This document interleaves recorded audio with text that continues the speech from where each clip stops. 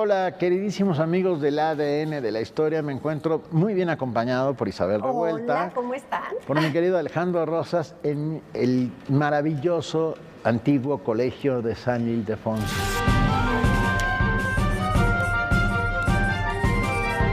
Hoy vamos a hablar de... Se acerca la Navidad, usted dice, ¿qué le voy a regalar a mi sobrino? ¿Unos calcetines? No. Cómprele un libro. Porque no hay mejor regalo que un libro, y bueno, lo decimos nosotros que nos dedicamos a esto de escribir libros, y en particular, bueno, cuando nos pusimos de acuerdo en el tema, hacer recomendaciones de los libros para esta Navidad, pues muy generosos mis compañeros me dieron esta oportunidad de hablar de un libro ya muy platicado, ya muy anunciado desde hace mucho tiempo, que es de mi parte, que es Las hijas de la historia 2, pero ahorita les platico. Muchas gracias. Las hijas de la historia 2, el regreso. Sí. 2.0. Sí.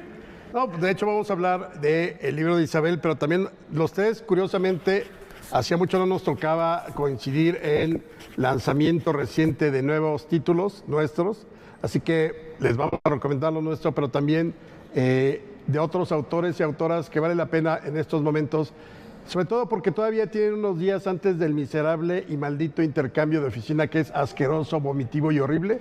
Si no quieren fallar, si no quieren recibir la bufanda, los calcetines o el relojito con conchas de mar de alguien que fue a Acapulco, compren regalos.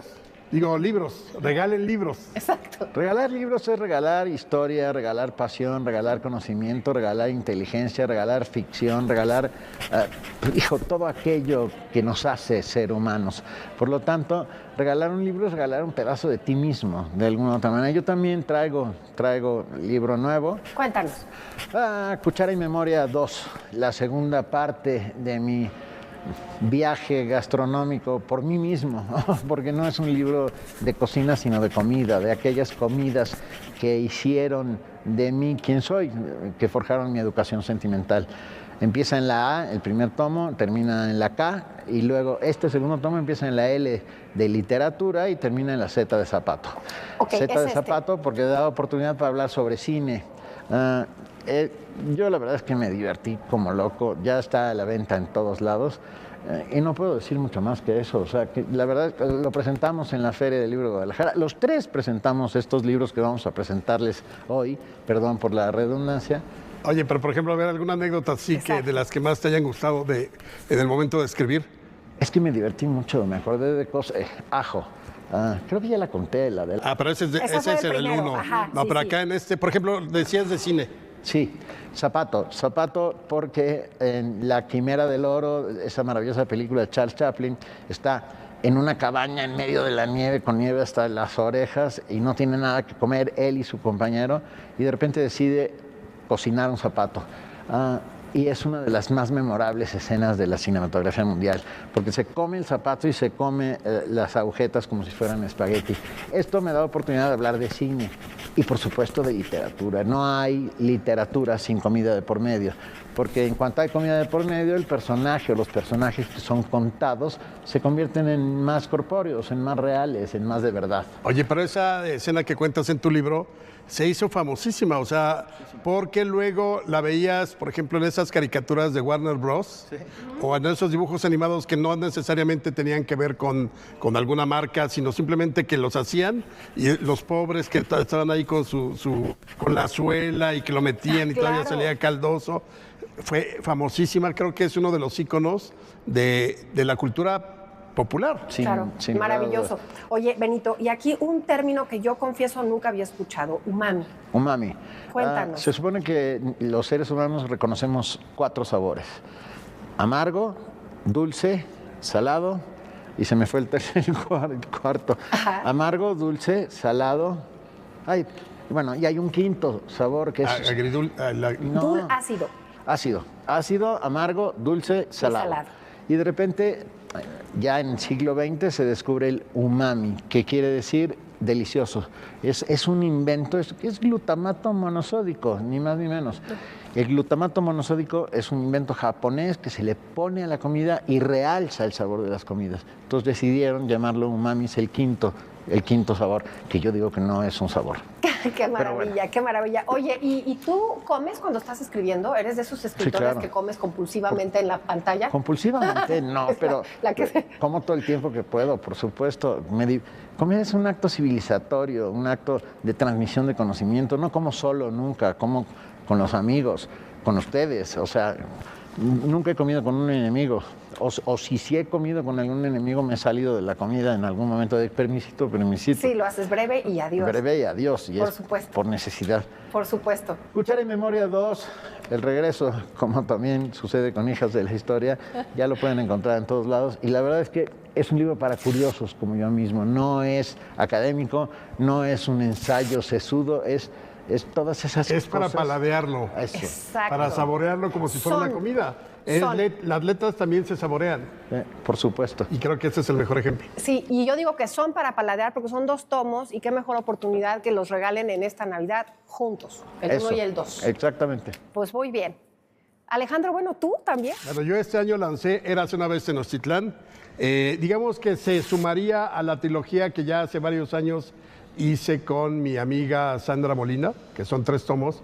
Pero esta vez yo me lancé solo al ruedo, nada más a hablar de Tenochtitlán. Desde los orígenes me acerqué a los códices, a las crónicas de los misioneros, de los indígenas, de los mestizos, a todas las obras que hay, sobre todo de Leonardo López Luján, del maestro Matos Moctezuma, y dije, me lanzo al ruedo a divulgar la historia de Tenochtitlán, y se convirtió. Originalmente yo tenía la idea como ser muy de cómo comían, qué bebían, cómo los castigaban. Y como yo siempre he dicho que la historia te va arrastrando, la que tú quieres contar, una cosa es la que tienes en mente y otra es la que termina siendo. Obviamente no te sales de ciertos parámetros. Pero aquí sucedió. O sea, toda esta parte que yo quería hacerla muy cotidiana, claro, se incluye de algún modo, pero terminó siendo política totalmente. O sea, me meto en las intrigas, las ambiciones, el poder, la lucha entre señoríos de Tenochtitlán y de sus tlatoanis, pero obviamente me voy desde los orígenes o cómo los mexicas concibieron, de dónde venían, cómo se había construido el mundo, cómo se había hecho, y desde luego con el famosísimo Quinto Sol, ¿no? Claro. Oye, y qué maravilla. Además de que está bellísimo. Está padrísimo. Bellísimo, y tus libros de Érase una vez México son un referente. A mí siempre que me preguntan, Ali, me quiero acercar a la historia, Érase una vez México y luego la historia mínima de México. Me parece que son las 2 grandes vertientes. Pero te quería decir, como se nos olvida mucho el tema geopolítico, permíteme el término medio metido, en el mundo prehispánico. Pensamos que solamente son los mexicas y que eran un Edén y que eran un imperio que no tenía ni mayor problema. Había un mundo geopolítico muy intrincado. No, y totalmente como ahora. O sea, muchas prácticas, incluso políticas de hoy, tú dices, pues las tomaron de ahí, aunque no lo supieran. ¿Por qué? La historia de Tenochtitlán, y Érase una vez Tenochtitlán, es la historia de la naturaleza humana en el ejercicio del poder. Y aquí ya está muy claro porque, digamos, cuando te metes a otras culturas prehispánicas, olmecas, mayas, teotihuacanos, ni siquiera los teotihuacanos sabemos cómo se llamaban originalmente. Teotihuacán es el nombre que le dan los mexicas a ese lugar que de pronto encontraron y del cual salieron muchas ofrendas que se han encontrado acá en el Templo Mayor. Pero realmente no tienes un asidero. O sea, puedes saber de Pacal, puedes saber de algunos gobernantes, pero no tienes la biografía. Lo maravilloso de haber sido la última de las grandes civilizaciones es que está tan bien documentado Acamapixtli, Huitzilihuitl, Axayacatl, Tizoc, Ahuizotl, todo lo encuentras un detalle. El problema ahí es que hay 7 versiones encontradas de los propios códices. Entonces ahí había que ver más o menos a ver qué dicen los arqueólogos, los historiadores, que dicen, no sé, Chimalpain o Alvarado Tezosomoc. Y el mismo Bernal, ¿no? Que es el más... Claro, pero por ejemplo, Bernal no conoció a ninguno de los tlatoanis más que a Moctezuma y quizá Cuitláhuac y Cuauhtémoc. Pero por ejemplo, para hablar de Moctezuma primero, pues entonces hay que irse a la historia de los mexicas a través de sus pinturas, el códice, no sé qué.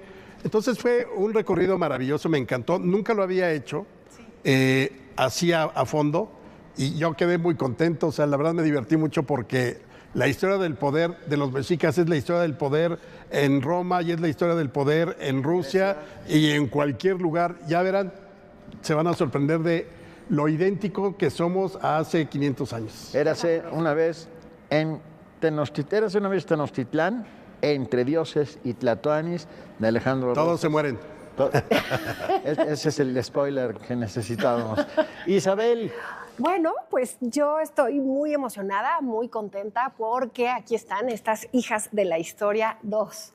Sí, fue un camino largo, fue una gran investigación. Yo les platico, les he dicho siempre que es un libro en 2 volúmenes, es, digamos, la misma deuda historiográfica que siento que se ha tenido con las mujeres, porque han estado presentes, hemos estado presentes en todos los procesos históricos y era muy importante recuperar a otras más.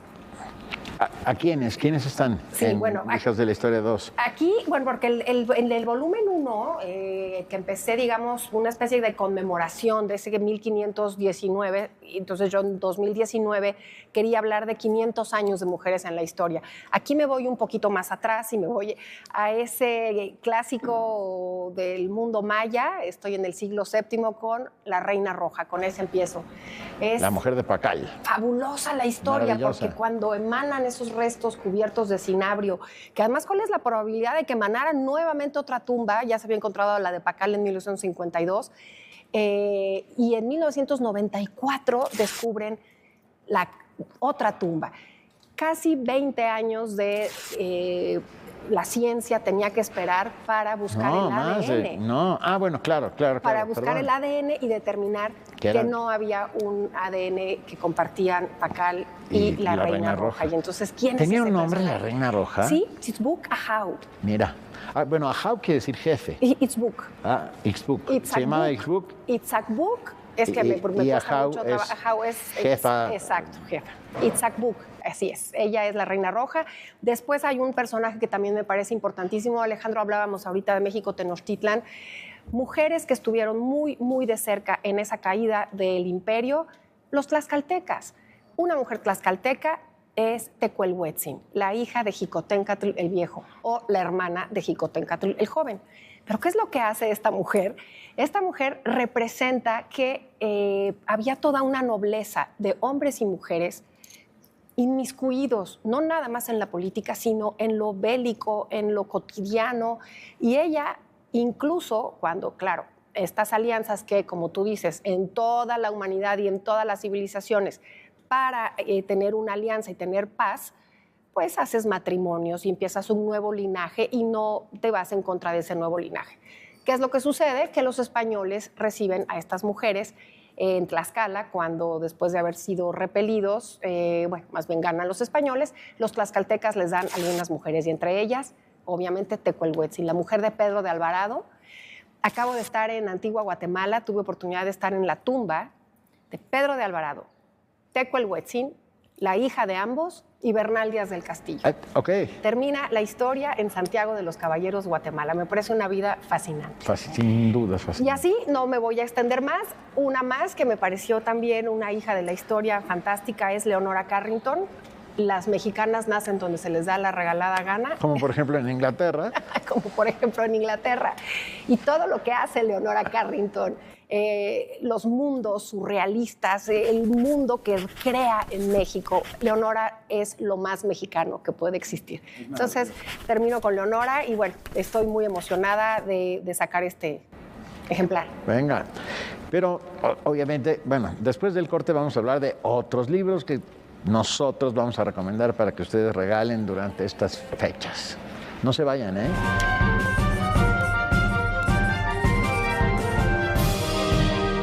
Esta Navidad en el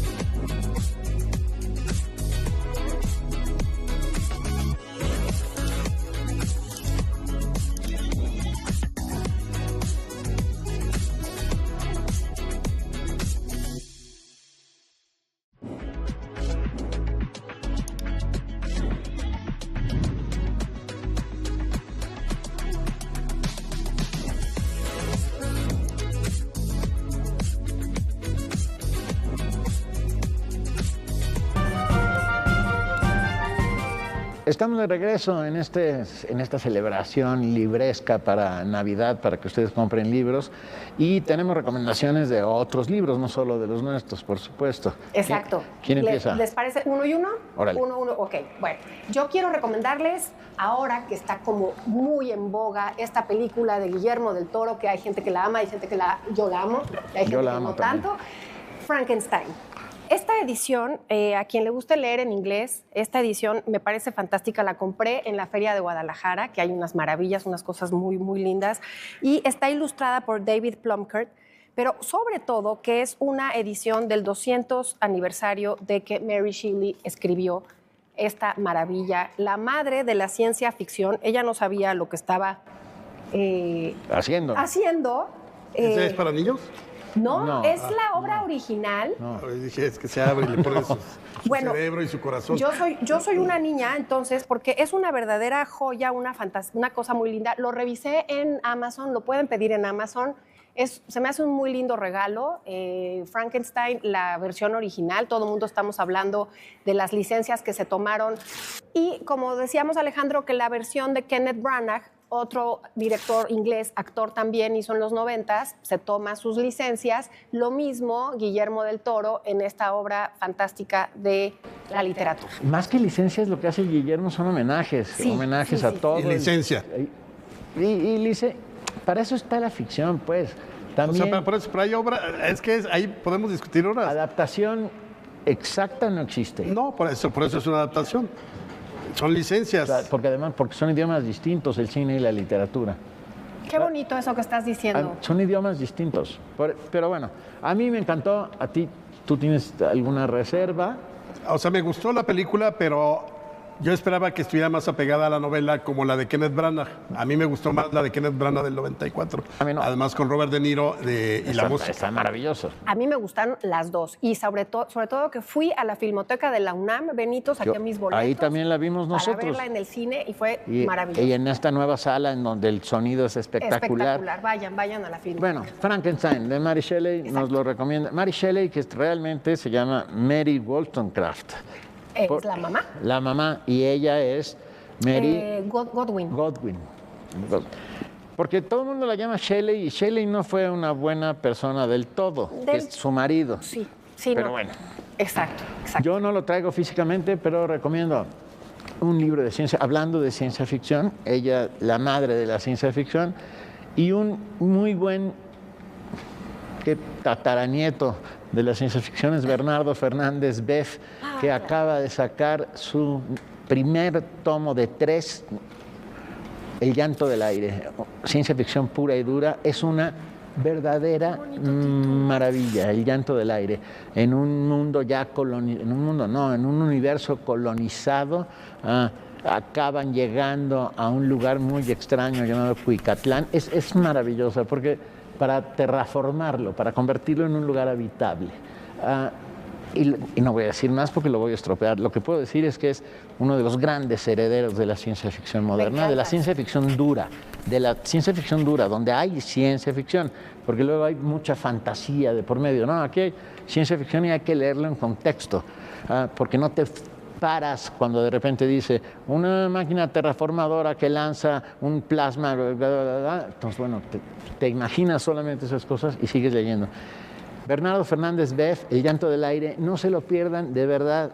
Yo me volví a sentir de 16 años. ¡Qué maravilla! Leyendo a Jack Vance, leyendo a todos los grandes maestros, a Arthur C. Clarke, a los grandes maestros de la ciencia ficción. No se lo pierdan. Oye, un abrazo enorme a Bev, ojalá nos esté viendo, y ya les he platicado alguna vez que tuve oportunidad de trabajar con él, éramos muy jóvenes los dos. Mira. También trabajaba igual que tú en temas de marketing y así, en el Auditorio Nacional. Fíjate. Maravilloso, Bev, es muy, muy, muy creativo. Ya Bueno, él hizo la portada de mi libro Además, de La Revolución de los Espíritus. Claro. Sí, sí. Así que es un gran personaje, un gran escritor y además un gran ilustrador. Además. Entonces Sin lugar a creo que es un imperdible. Claro. Yo les quiero recomendar, tampoco lo tengo aquí, pero está en Tusquets, es una novela que se llama El día que no paró de llover, de Antolina Ortiz Moore. Y es maravilloso porque es una historia que ocurre en una vecindad del centro histórico en 1951, que es el día en que más ha llovido, creo yo, después de lo que acabamos de vivir en los días pasados. es la famosa inundación de la Ciudad de México de 1951, que llegó a casi a 2 metros a cubrir buena parte del centro histórico, de la Condesa, de la Guerrero. Fue una noche nada más de lluvia y luego pues, la lluvia pertinaz de los días siguientes. Entonces lo que hace Antolina es contar, son como 7 historias de distintos residentes de una vecindad tradicional de 1950, la época de Miguel Alemán, porque es 1951. Y entonces ahí ves la del panadero, la del niño que tiene poliomielitis y no va a la escuela porque en ese entonces, y ella lo usa muy bien, no se utiliza la palabra bullying, sino pues, se burlaban de él y entonces lo dejan en la vecindad y entonces se dedica a leer libros y quiere ser piloto de avión. Y luego un cuate que trabaja en la XW en tiempos en que todavía la radio era lo que privaba. Entonces es una historia, a mí me gustó. Yo siempre cuando entro a las novelas actuales pienso que en algún momento a alguien van a descuartizar, a alguien van a abusar, a alguien van a violar. Y lo padre de esta novela es que son historias muy reales, que tienen su drama desde luego, pero tienes una lectura como más cotidiana de lo que no necesariamente la tragedia. Más bien, la literatura no necesita necesariamente de la tragedia y el descuartizamiento para poder ser algo que sea bonito, que sea interesante, que llame y que te jale. Es de Antolina Ortiz Moore. ¿Nombre? El día que no paró de llover. Qué maravilla. Antes de que sigamos, agradecer a las autoridades del antiguo Colegio de San Ildefonso, a su director Eduardo Vázquez, a todos los compañeros que trabajan aquí, que nos han brindado las facilidades para hacer esta serie de programas, lo cual agradecemos muchísimo, muchísimo, muchísimo, porque qué mejor marco estar instalados en la historia del centro de la Ciudad de México. Oye, maravilloso. Y Alex, ahorita que estás hablando de la ciudad y esa sensación de pertenencia, que bueno, obviamente no es tu época, pero sí la sientes cercana a tus padres. A mí me pasa cuando el siglo XX de la Ciudad de México, pienso en mis abuelos, pienso en mis padres, y me lleva a recomendarles son 2 libros que hemos participado tú y yo, Alejandro. De La ciudad que ya no existe, también es un muy buen regalo para estas Navidades. Son dos tomos. En el primero participó Alejandro, los 2 están en pasta dura, y en el segundo tuve oportunidad de participar yo. Y este hombre, Carlos Villasana, es un verdadero cronista, es un verdadero coleccionista de fotografías, y lo que hace es, desde que era niño, le gustaban las fotografías que no eran de nadie, que eran de la Ciudad de México. Se iba a los mercados, a la Lagunilla, a diferentes mercados, y tiene imágenes maravillosas y que hablan de esa justa ciudad que ya no existe. Carlos Villasana. En este ejemplar, el prólogo es de Ángeles González Gamio, cronista también, y tuve oportunidad de comentar algunas fotografías. Y bueno, vuelvo a eso, a lo que nos deja, Alejandro, el ver esas imágenes y lo que te hace una referencia esa ciudad en la que has vivido. En mi caso no es toda la vida, pero justo hablo aquí de cuando yo llego a la Ciudad de México y son imágenes entrañables. Entonces, bueno, esta es mi pasta blanda, pero también está en pasta dura y son 2 tomos muy, muy chulos. Esta es mi recomendación. Gran regalo. Yo insisto, estamos haciendo puros autores mexicanos, lo cual, bueno, excepto Mary. Excepto Mary. Pero mujer. Mary, pero mujer.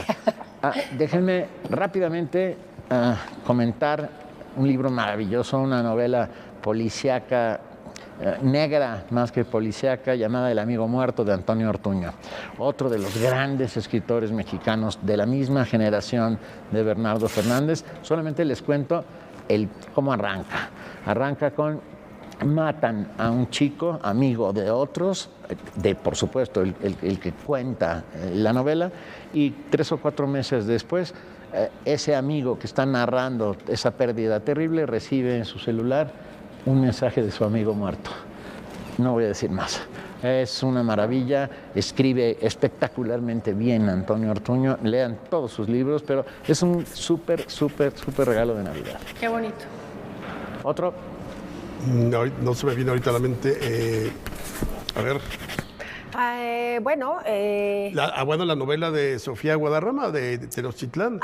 Que además vi que le invirtió mucho tiempo porque es verdaderamente lo que llamaríamos un mamotreto, pero Sofía Guadarrama se ha especializado en todo lo que tiene que ver con México Tenochtitlán, todo lo que tiene que ver con la conquista, abordándola desde ambos puntos de vista. Desde luego, desde las visiones tradicionales de los códices hechos por los misioneros, por los frailes, con ayuda de los indígenas, con los cronistas indígenas también y demás, pero también ha tratado de rescatar la otra parte, la de los vencidos, que de pronto han surgido muchas interpretaciones a partir de los propios documentos coloniales también, porque casi no existe absolutamente nada que haya sobrevivido a la conquista y a todo el proceso de conquista y colonización. Realmente todo se perdió, se quemó. Algunas cosas muy, muy breves se rescataron, muy, muy limitadas. Entonces se tuvo que reconstruir todo a partir de la memoria de los ancianos, de las familias, sobre todo en las décadas inmediatas a que cayó Tenochtitlán y conforme se fue avanzando. Pero Sofía ha hecho muy bien toda esa recopilación. Sus obras están en Hachette y esta novela me parece que es algo notable. Yo no la he podido todavía leer, pero conozco la obra y he visto que la he estado presentando por ahí. ¿Se llama? La conquista de México Tenochtitlan. Son 3 tomos. ¿3 tomos? Bueno, es un tomo de 1136 cuartillas y son tres tomos que ella ya había publicado, pero, ojo, hay 400 páginas nuevas en esta versión. Y justamente es la parte de los que no ganan, de los que pierden. Y son 3 novelas de los últimos 3 tlatoanis, porque obviamente está Moctezuma, después Cuitláhuac y después desde el punto de vista de Cuauhtémoc. Yo necesito una beca para escribir algo de 1300 páginas, una beca de 2 o 3 años. Ya nos tenemos que ir, pero bueno, regalen libros. De verdad, va a ser la mejor manera de regalar un pedazo de uno mismo. Porque cuando uno regala un libro, lo que está haciendo es regalar esta idea que tienes tú sobre el mundo, esta visión del mundo. Totalmente. Y yo me voy a tomar la libertad de decirles que, bueno, pues que si van a hacer un regalo, yo sería muy feliz que pudieran regalar estos 2 o este bucket, que también es una cosa que yo nunca había tenido y estoy muy emocionada de compartirla con ustedes. Es Hijas 1 en versión bucket, pero bueno, estoy entusiasmada de esta nueva entrega. No. Bueno, y lo vamos a regalar. Yo quiero regalar el combo de las hijas de la historia, los 3 ejemplares. Y la pregunta es muy sencilla. Un personaje del tomo 1 al primero que nos escriba a nuestra cuenta de Instagram. Venga, yo también voy a regalar 4 veranos, también es una novela mía. 4 ejemplares o un ejemplar de 4 veranos. Un ejemplar de 4 veranos, también a quien nos escriba a la cuenta y nos diga en dónde estamos, desde dónde estamos hablando. Y si ya me pueden decir cómo se llama el vitral que está aquí detrás nuestro, maravilloso. Yo sí lo sé. Yo regalo un ejemplar de Érase una vez Tenochtitlán a quien nos diga cuál fue el conflicto personal entre el señor de Tlatelolco y la hermana de Axayácatl que motivó la guerra de Tlatelolco. Ok. Eso es un chisme, eso yo no, o sea, pero todavía no han leído el libro. O sea, está en todos lados. Todavía no han leído el libro. ¿Y por qué se sacaron la lengua mutuamente? Casi, va por ahí. ¿Va por ahí? Va por ahí. Ok. Muy bien. Bueno, regalen libros y bueno, prepárense para sus fiestas. Muchas gracias.